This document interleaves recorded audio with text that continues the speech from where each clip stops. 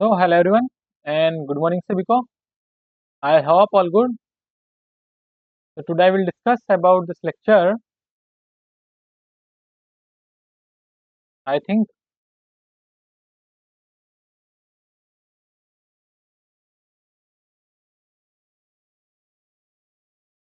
चलिए तो फिर स्टार्ट करते हैं आज के लेक्चर. तो सबसे पहले आपको मैं बता देता हूँ दो बातें. ठीक है, चलिए.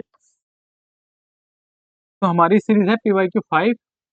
विच series our series is PYQ 5 and the lecture number is,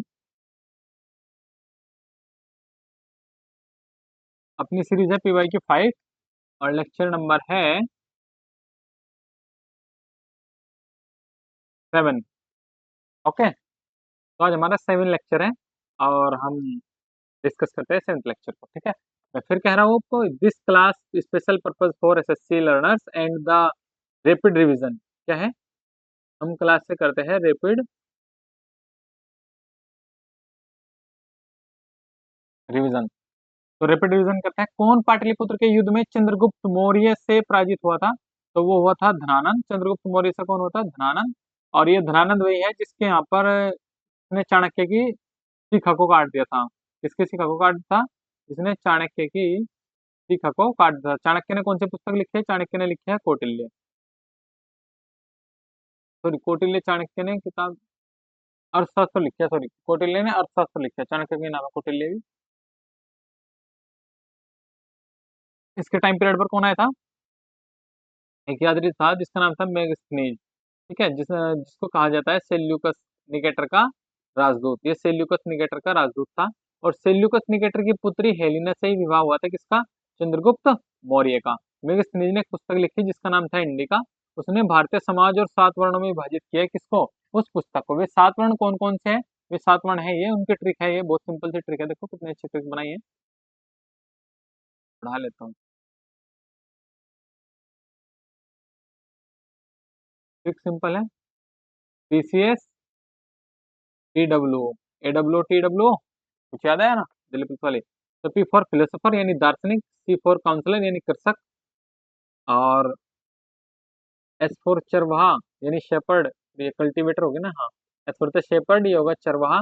T for trader यानी यात्री या व्यापारी, और W for warrior it means योद्धा, and O for overseer it पर्यवेक्षक, और काउंसलर तो हो गया पार्षद.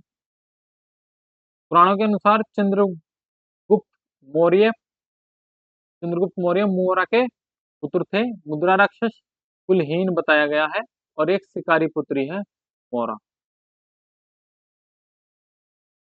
विजयनगर की बात करते हैं तो विजयनगर के याद आ जाना चाहिए तुम्हारे 1336 से 1351 है ना. हाँ, विजयनगर की प्राचीन राजधानी हम्पी स्थित है. कहाँ? तो वो है कर्नाटक में. हम्पी देवी पंपा देवी के नाम पर है. हम्पी टेम्पल जो भी स्थित है विजयनगर में, तुंगभद्रा नदी के तट पर है. बात करते हैं इसी से मिलता जुलता फैक्ट है विरूपानगर, सॉरी विरूपाक्ष मंदिर. अब विरूपाक्ष मंदिर एक है हम्पी. विरूपाक्ष में 2 मंदिर है, एक हम्पी है और दूसरा है पट्टाडक्कल. पट्टाडक्कल हम्पी हो गया लक्कन दंडेश्वर द्वारा विजयनगर में है, और रानी लोको लोक महादेवी द्वारा निर्माण है चालुक्य वंश. इनके समकालीन इनको कर्नाटक एंड नरपति साम्राज्य के नाम से जानते थे. नरपति नाला जी को. अश्वपति बहमनी किंगडम के हैं, और गजपति ओडिशा एंड कुदरई चट्टी घोड़ों के व्यापारी थे. क्वेश्चन नंबर 3, बहमनी साम्राज्य के विघटन के बाद कितने स्वतंत्र राज्यों का उदय हुआ? तो 5 स्वतंत्र राज्यों का उदय हुआ. ये साम्राज्य विघटन कब हुआ? 1347 में हुआ, अलाउद्दीन रहमान शाह के टाइम पर. चार मीनार हैदराबाद में है, और किसने? कली कुतुब शाह. बहमनी साम्राज्य बात करते हैं 1347 से 1358 तक चलती है. इसके संस्थापक तो यही हो गए, और राजधानी थी इसकी गुलबर्ग, जो कि पहली राजधानी थी. हसन गंगू के नाम से भी जाना जाता है. किसको? अलाउद्दीन हसन बहमन शाह को. पराजित कहाँ हुए? वारंगल के काकतीय युद्ध में हुए. पराजय. एंड ताजुद्दीन फिरोज शाह, ये इनका टाइम पीरियड क्या है? 1357 से 1422. इन्होंने देवराय प्रथम को हराया और उसके बाद के युद्ध में हार गए और उसकी पुत्री से शादी की. वली अहमद शाह वली है 1422 से 1435 AD तक. राजधानी गुलबर्ग से बीदर स्थानांतरित की थी इसने। बहमनी साम्राज्य 5 राज्यों में विभाजन था। पहला है बरार, जो कि 1484 में हुआ। संस्थापक थे फताउल्लाह इमाद शाह और उनका राजवंश था इमादी शाह वंश। बीजापुर 1489 में यूसुफ आदिल शाह थे और इनका राजवंश था आदिल शाह। अहमदनगर अहमदनगर 1490 में मलिक अहमद और निजामी शाह। गोलकुंडा 1518 कुली कुतुब शाह और कुतुब शाही। बीदर है 1526 से 1527 अमीर अली ब्रीद और ब्रीद शाही।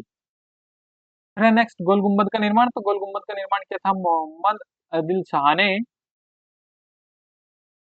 जो किसके लिए प्रसिद्ध है, जो कि प्रसिद्ध है वीएस पारिंग गैलरी के लिए। एंड प्रसिद्ध वास्तुकार कहाँ है, दाबुल के याकूत में है। गोल गुम्बद विश्व का सेकंड लार्जेस्ट गुम्बद है और भारत का पहला लार्जेस्ट गुम्बद है, फर्स्ट यानी कि। बाजीराव प्रथम या बाजीराव बल्लाल के पुत्र थे पेशवा बालाजी विश्वनाथ।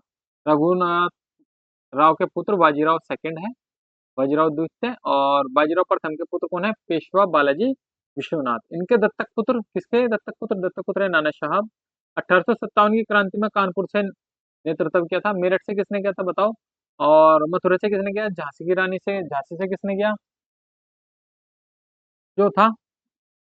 अच्छा हाँ, ये क्या करते थे ये भाई, अपने का जो इनकी इनकम होती थी, हिस्सा होता था, सॉरी लूट होती थी, ये लूट का 1/4% दान कर देते हैं, और शरदेश मुखी अतिरिक्त 10%। एंड नेक्स्ट क्वेश्चन है, कौन भारतीय संविधान की 7वीं अनुसूची, याद करो टीयर्स ऑफ ओल्ड पीएम, किस संघ सूची के अंतर्गत आता है, वजन और माप के मानकों की स्थापना। तो संघ सूची में 57 में से 100 विषय थे, राज्य सूची में 66 से 69 और 47 से 52। ये देखो, ये जो लिख रहे हैं ना, ये तो है पहले, ये कब के है, ये है पहले विषय, और जो इधर लिख रहे हैं ये है अभी प्रेजेंट के, ये प्रेजेंट टाइम के हैं, ये पास्ट और ये प्रेजेंट। तो तुमसे पूछे राज्य सूची में पहले कितने विषय थे, तो 66 विषय थे, और अब कितने हैं, 59। समवर्ती सूची में पहले 47 थे, अब कितने हैं, 52। संघ सूची में पहले 57 थे, सॉरी 97 थे, और अब कितने हैं, 100। कौन कौन से ये है कुछ, रक्षा, हथियार एंड गोला बारूद, परमाणु ऊर्जा, नागरिकता, रेलवे, एयरवे, मुद्रा, अंतर्राज्यीय प्रवास। राज्य सूची में पुलिस, स्वास्थ्य, तीर्थयात्री, शराब, पुस्तकालय, सर्वधाम। समवर्ती सूची शिक्षा, दिवालियापन, विवाह, तालाक, वन और परिवार नियोजन एंड व्यापार। तो मूविंग ऑन द नेक्स्ट, भारतीय संविधान का कौन सा अनुच्छेद यह स्पष्ट करता है कि राज्य के नीति निर्देशक तत्व कहां से लिए गए हैं, डीपीएसपी, ये लिए गए हैं आयरलैंड के कॉन्स्टिट्यूशन से, आयरलैंड से। कौन सा भाग है ये भाई, भाग 4 है। अनुच्छेद कितने हैं, अनुच्छेद 36 से 51 है।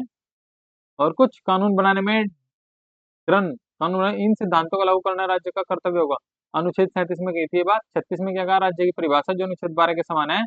और क्या कहा, संसद एवं केंद्र सरकार है राज्य, राज्यों का विधानमंडल एवं राज्य की सरकार, स्थानीय प्राधिकार और अन्य प्राधिकार। अनुच्छेद 37 में कहा है कि यह एक अपवर्तनीय नॉन जस्टिसेबल है। संविधान 4 के सिद्धांत शासन के लिए मौलिक हैं, लेकिन इन्हें किसी भी अदालत द्वारा लागू नहीं किया जा सकता। किनको, डीपीएसपी को। कानून बनाते समय राज्य को इन सिद्धांतों को लागू करना आवश्यक है। अनुच्छेद 38 में कहा है, यह राज्य को लोगों के कल्याण को बढ़ावा देता है, बढ़ावा देने के लिए एक सामाजिक व्यवस्था को सुरक्षित करने के लिए अधिकृत है। अनुच्छेद 38 में कहा। अनुच्छेद 39 में कहा है, एलडीसी पीएचसी, यानी कि LDC goes to PHC, L for livelihood, livelihood का मतलब पुरुष और स्त्रियों को पर्याप्त आजीविका के साधन। डी फॉर डिस्ट्रीब्यूशन यानी वितरण, समाज के भौतिक संसाधनों का उचित स्वामित्व एवं वितरण। सेंट्रलाइजेशन यानी केंद्रीकरण, आय उत्पाद संसाधनों का एकीकरण, केंद्रीकरण का निषेध। पे भुगतान यानी कि स्त्री व पुरुषों को समान कार्य के लिए समान वेतन मिलना चाहिए। हेल्थ यानी कि स्वास्थ्य, स्त्री पुरुष श्रमिकों बच्चों को प्रतिकूल रोजगार में जाने से बचाना है। चिल्ड्रन, बच्चों की गरिमा के साथ साथ विकास एवं उन्हें प्रत्येक प्रकार के शोषण से भी बचाना है। बच्चों के स्वास्थ्य विकास का अवसर है। ये 42वें संविधान में 1976 में कहा गया है। और 44वां संविधान संशोधन कब हुआ भाई, 44वां संविधान संशोधन हुआ तुम्हारा 1978 में, 42वां हो गया 1976 में। अनुच्छेद 39 है, अनुच्छेद 39 में कहा है, समान अवसर के आधार पर न्याय देना, निःशुल्क कानूनी सहायता गरीबों को दी है, अन्याय का शिकार ना होना पड़े। 42वां संविधान संशोधन होगा तुम्हारा 1976।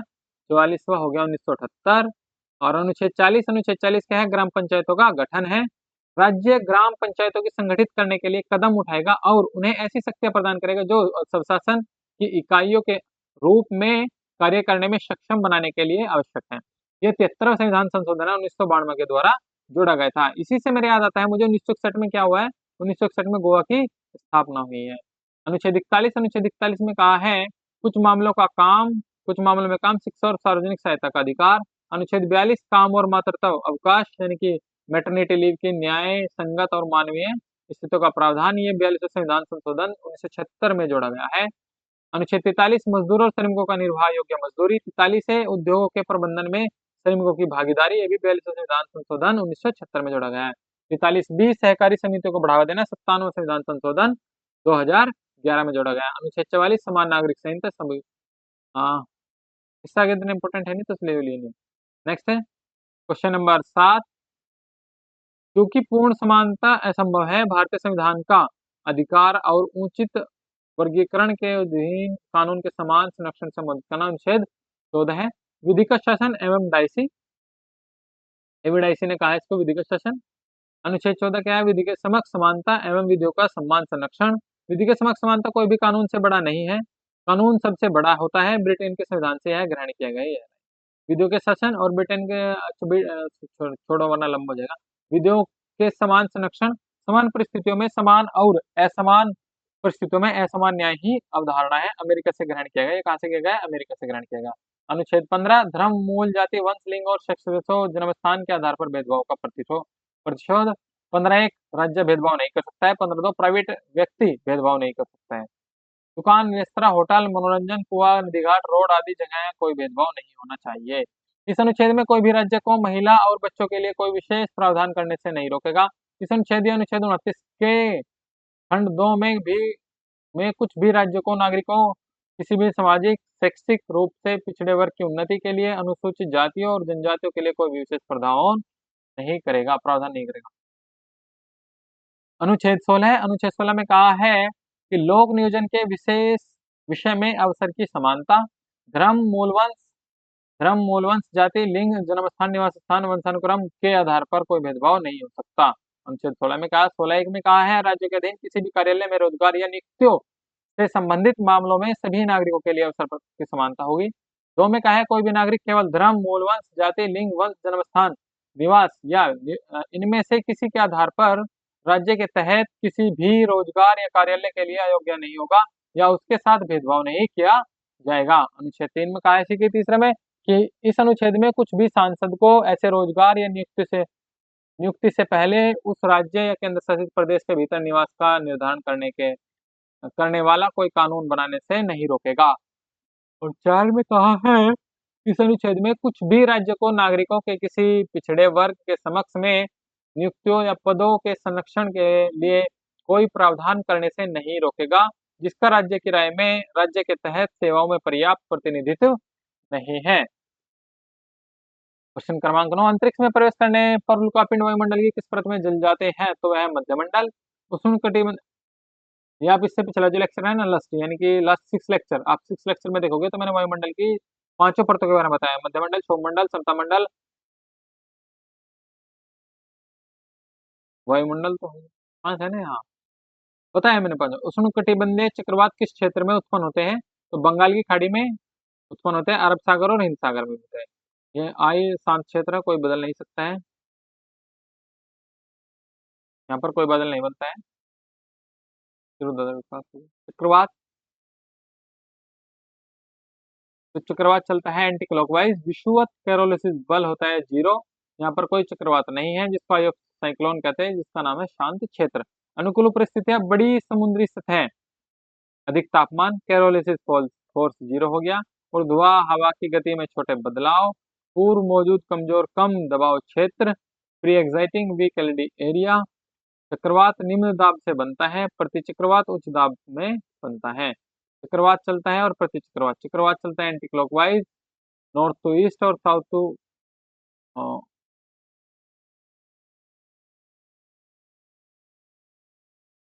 क्लॉकवाइज। प्रति चक्रवात क्लॉकवाइज और एंटी क्लॉकवाइज। चक्रवात के विभिन्न नाम, अटलांटिक महासागर में जो चक्रवात आता है उसका नाम है हेरिकेन। ऑस्ट्रेलियन जो चक्रवात आता है उसका नाम है विली। विली पश्चिम प्रशांत या फिर दक्षिण चीन सागर में आता है टाइफोन। एंड हिंद महासागर चक्रवात, हिंद महासागर का में क्या आता है, चक्रवात साइक्लोन केवल। कौन मिट्टी के रंग, बनावट, रासायनिक गुण, खनिज सामग्री और पारम पारगम्यता को निर्धारित करता है, तो है मूल चट्टान। चंबल दो तरीके से विभाजित है, खंड निर्माण और अवनालिका प्रदन, जो कि बेडलेड स्थापित करती है। पेडोलॉजी को बोलते हैं मिट्टी का अध्ययन। मृदा निर्माण को प्रभावित करने वाले कारक, मूल सामग्री, जलवायु, समय और राहत। मूल सामग्री मिट्टी का रंग, बनावट, रासायनिक गुण, खनिज सामग्री और पारगम्यता निर्धारित करते हैं। जलवायु, तापमान और वर्षा। एंड समय मिट्टी की मोटाई और राहत मिट्टी का संचय।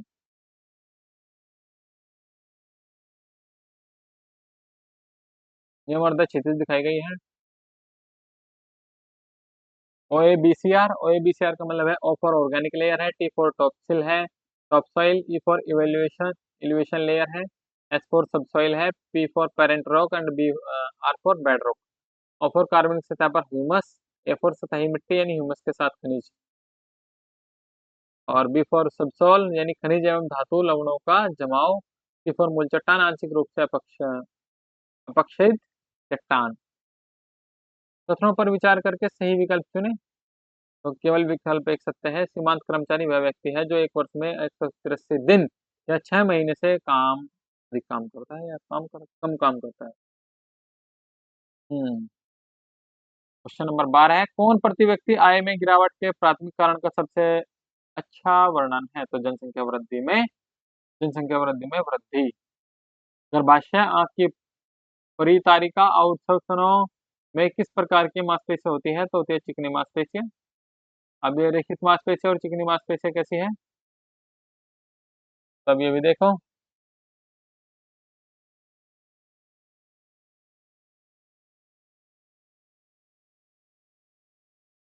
रेखित मांसपेशी और चिकनी मांसपेशी, हृदय पेशी। तो रेखित मांसपेशी होती है, रेखित पेशी प्राय अस्थियों से जुड़ी होती है। ये ऐच्छिक पेशी होती है, इसमें गहरे हल्के रंग की पट्टियां होती है, इसलिए इन्हें रेखित पेशी भी कहते हैं। यह लंबी बेलनाकार शाखा रहित और बहुनाभीय होती है। तुमने नीचे पिक्चर देख ही ली होगी। चिकनी पेशी यह आंख की पलकों मूत्रवाहिनी, यह आंख की पलकों मूत्रवाहिनी और फेफड़ों से श्वसन होती है।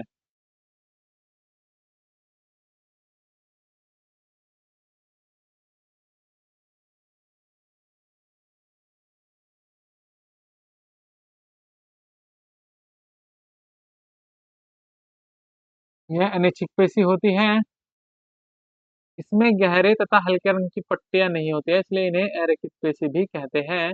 यह लंबी एक केंद्रीय और एक सिरे से नुकीली कर्करूपी शेपड़ में होती है।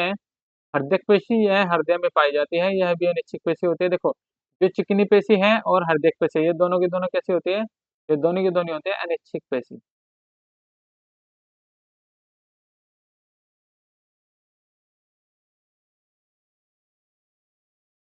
इसमें गहरे तथा हल्के रंग की पट्टियां नहीं होती है, यह बेलनाकार शाखाओं वाली एक केंद्रीय होती है।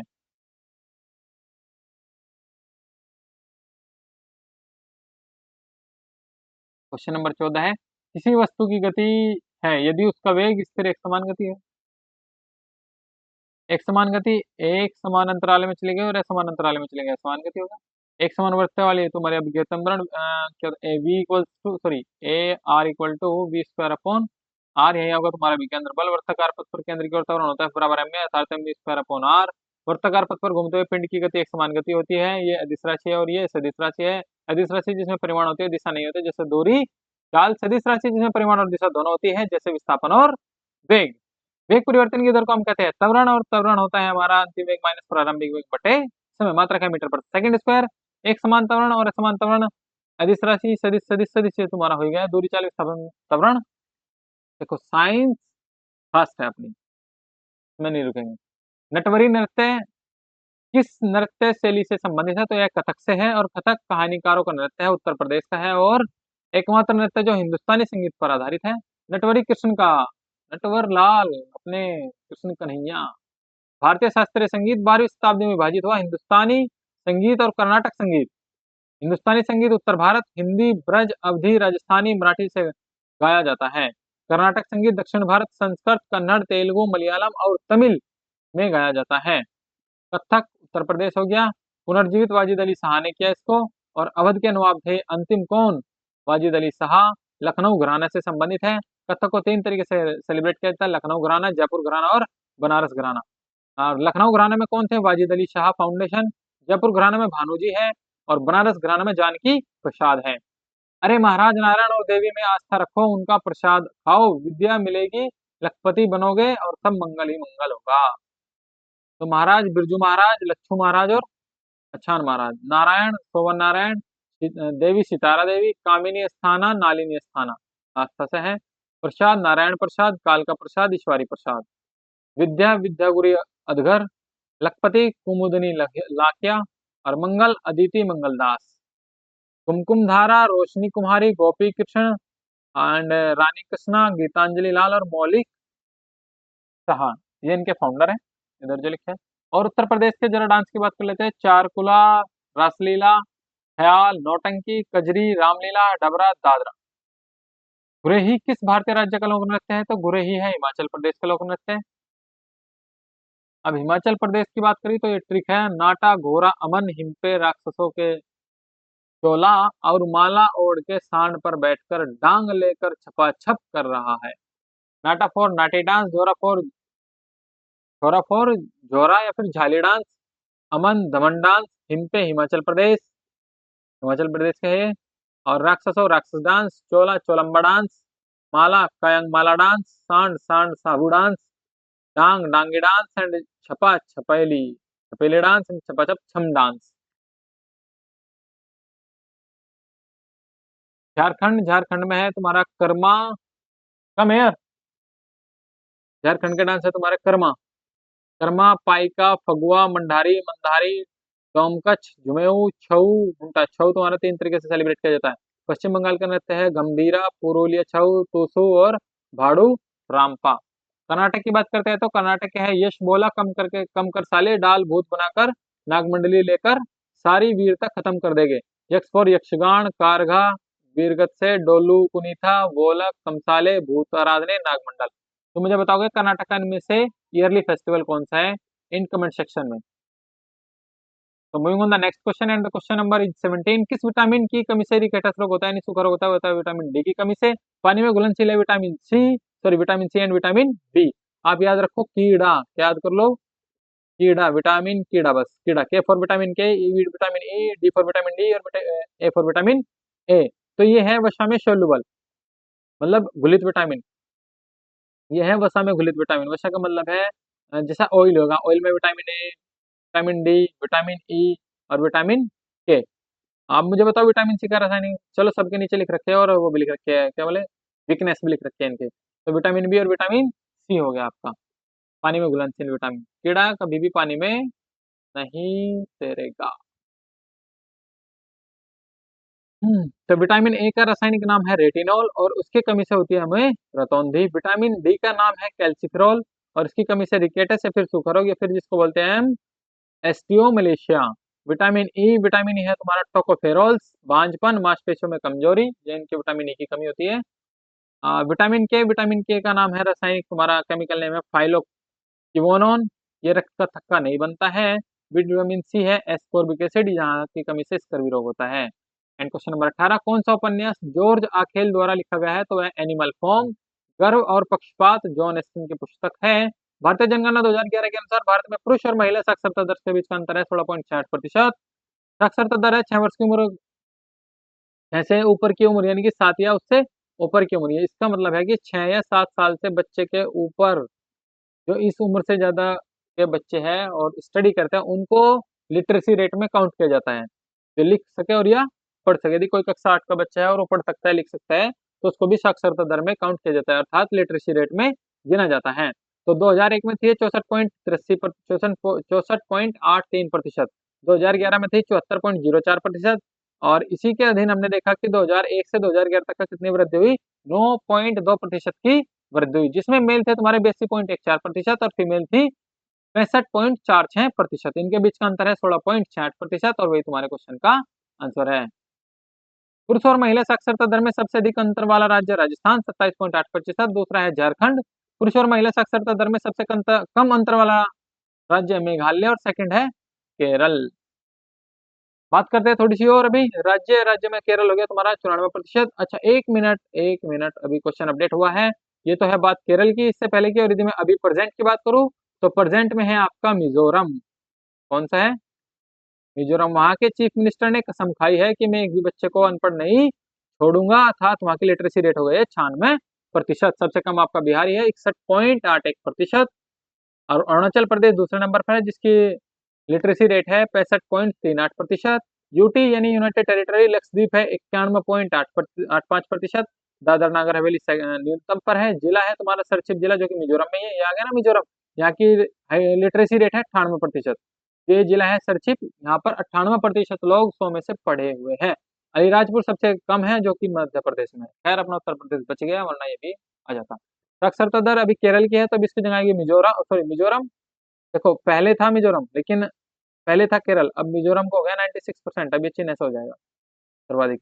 चलिए लिंग अधिकारित साक्षरता दर पुरुष सर्वोच्च केरल, अब हो जाएगा मिजोरम। महिला सर्वोच्च लक्षद्वीप या फिर केरल, ये सेम है। पुरुष न्यूनतम बिहार सेम है, महिला न्यूनतम भी बिहार सेम है। इस खेल में एक हैंड ग्रिप का प्रयोग किया जाता है, तो खेल है टेबल टेनिस। फोरहैंड और बैकहैंड दोनों का यूज किया जाता है। स्क्वैश दीपिका पल्लिकल और अनाहत सिंह। बैडमिंटन क्या आयाम होता है? 44 फीट मल्टीप्लाई 20/17 फीट। नेट की ऊंचाई 5 फीट या 5 फीट 1 इंच। साई के द्वारा सॉरी साई का फाउंडेशन, साई साई साई साई खेल प्राधिकरण होता है एक, जो कि हरियाणा, सॉरी हाँ, हरियाणा स्टेट में खेला जाता है। मोस्टली एक ऑर्गेनाइजेशन है साई जो कि पूरे वर्ल्ड को, सॉरी पूरे इंडिया को रिप्रेजेंट करती है। भारतीय खेल प्राधिकरण पूरा नाम है इसका। और इसकी स्थापना हुई 1984 में। 1984 याद करो, और 1984 में क्या क्या हुआ था भाई? 1984 का याद करो, कुछ मेरे याद आता है। फिर 1986 का, 1986 में हुई भोपाल गैस ट्रेजेडी। 1904 में हुआ न्यूक्लियर फिजन, वर्ल्ड वॉर जिसको बोलते हैं। एक 1986 में 84 में हुआ न्यूक्लियर फिजन वाला। एक साइंटिस्ट था जिसने लगभग 3 लाख लोग मार दिए थे नाभिक नाभिक के बम के द्वारा, फिर परमाणु बम द्वारा। सीरीज का नाम है न्यूक्लियर फिजन, आप चेक कर सकते हो। कार्ड इसमें मिलता है आपको पीला कार्ड कदाचार के लिए, चेतावनी। कप कप प्राइवेट होता है आपको थॉमस कप पुरुष के लिए। बैडमिंटन में उबर कप महिला के लिए। और सैयद मोदी इंडिया इंटरनेशनल, ये कहाँ पर है? अकेडमी इंडिया के अंदर है। तो okay, thank you for this lecture and this session. तो thank you so much, thank you. पढ़ते रहो और मस्ती करते रहो, ठीक है। तो आज क्या हमने लेक्चर 7, कल करेंगे हम लेक्चर 8। और मैं मान के चलता हूँ कि आप सब रिवीजन कर रहे होंगे अच्छे से। क्लास का मेन पर्पज है तुम्हारी repeat revision, target on SSC exams. Okay, चलिए तो फिर अभी तुम्हें इसे, सॉरी इस मंडे से तो नहीं मिलेगा आपको। और मैं मान के चलता हूँ कि जन्माष्टमी से हम लोग स्टार्ट कर देंगे लाइव मॉक टेस्ट। किसके मॉक टेस्ट करेंगे? हम करेंगे live mock test Delhi police AWO के, Delhi police head constable ministerial के, और दिल्ली पुलिस के कांस्टेबल के, ठीक है।